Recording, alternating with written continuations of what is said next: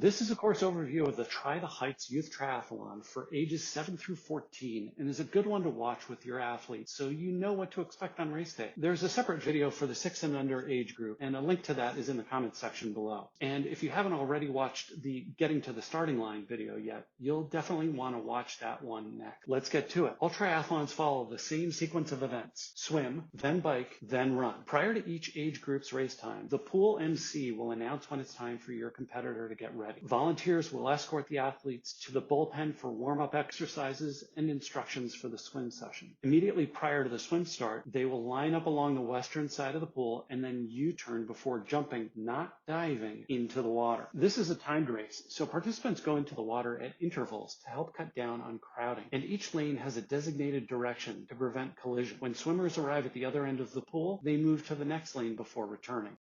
7 to 8-year-olds go to the other end of the pool and back. 9 to 10-year-olds go to the other end of the pool and back twice, and 11 to 14-year-olds go to the other end of the pool and back 4 times. Once out of the pool, the majority of kids can handle getting toweled off, putting their shoes and helmet on, and getting ready for the bike leg. And those athletes will go directly into T1. However, if your athlete needs a hand with this, there's a parent assist area next to the pool. If you do choose to help your racer in the parent assist area, we ask that just one adult be in this crowded and busy area. From there, the kids will proceed down the chute and into T1, where volunteers will help them with whatever they need. Again, thank you in advance for your help in ensuring that absolutely no parents or other spectators enter this area. Once they locate their bikes, put their helmet and shoes on, racers will walk their bikes to the bicycle mount zone before exiting T1 and starting their bike leg. The bike course heads west on Goodale, past Wyman Woods Park, and beyond Grandview Avenue. 7 to 8-year-olds will ride to Wyandotte Road and return back from there.